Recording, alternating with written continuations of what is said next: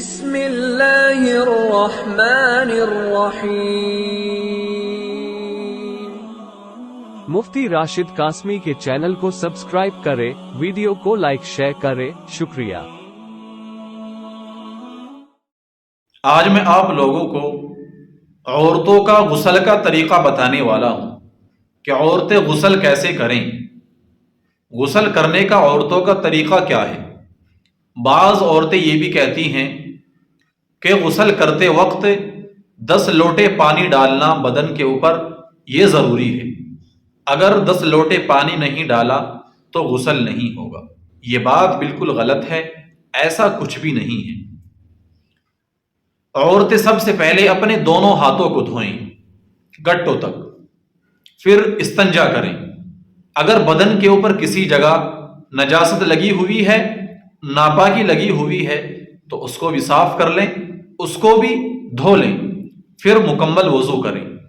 پھر بدن کے اوپر 3 مرتبہ اس طریقے سے پانی بہائیں، اس ترتیب سے پانی بہائیں۔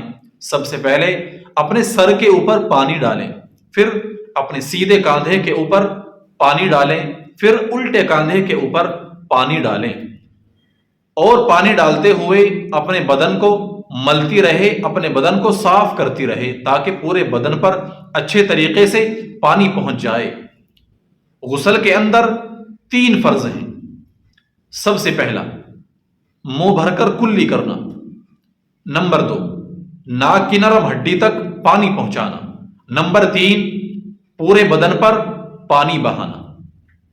اگر ایک بال کے برابر بھی بدن خشک رہ گیا، سوکھا ہوا رہ گیا تو پھر آپ کا غسل نہیں ہوگا۔ انسان بدستور ناپاک رہے گا، وہ پاک نہیں ہوگا۔ اس لیے آپ اچھے طریقے سے غسل کریں، ہر ایک بال کو اچھے طریقے سے دھوئیں۔ کان اور ناکوں کے اندر پانی پہنچانا یہ لازم ہے۔ انگوٹھی یا چھلی پہن رکھی ہو جو بعض عورتیں پہنتی ہیں اپنے ہاتھوں کے اندر، ان کو ہلا کر ان کے نیچے پانی پہنچانا یہ ضروری ہے، ورنہ غسل نہیں ہوگا۔ بعض خواتین، بعض عورتیں اپنے ناخنوں کے اوپر ناخن پالش وغیرہ جیسی چیزوں کا بھی استعمال کرتی ہیں جو بدن تک پانی پہنچنے نہیں دیتے۔ غسل میں ان کو اتار کر پانی پہنچانا یہ ضروری ہے۔ اگر ہم اسی طریقے سے نہا لیں گے اور ان کے اندر پانی نہیں پہنچا تو پھر بھی ہمارا غسل نہیں ہوگا۔ ہماری مائیں اور بہنیں بعض مرتبہ کیا ہوتا ہے، چھلی وغیرہ پہن رکھی ہے ہاتھوں کے اندر، انگوٹھی وغیرہ پہن رکھی ہے اور ان کے اوپر آٹا لگا ہوا رہ جاتا ہے، اس کے اندر بھی پانی نہیں پہنچتا، تو اس کو بھی ہٹانا یہ ضروری ہے، ورنہ غسل نہیں ہوگا۔ پورے جسم کے اوپر پانی بہانا اور جو چیزیں بدن تک پانی پہنچنے نہیں دیتے، چاہے وہ کوئی بھی چیز ہو، غسل کرتے وقت اس کو ہٹانا بدن کے اوپر سے یہ ضروری ہے، ورنہ غسل نہ ہوگا۔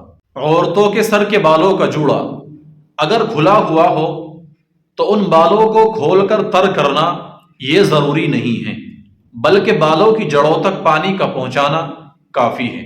ہاں، اگر جوڑا کھلا ہوا نہ ہو تو سارے بالوں کو تر کرنا بھی ضروری ہے۔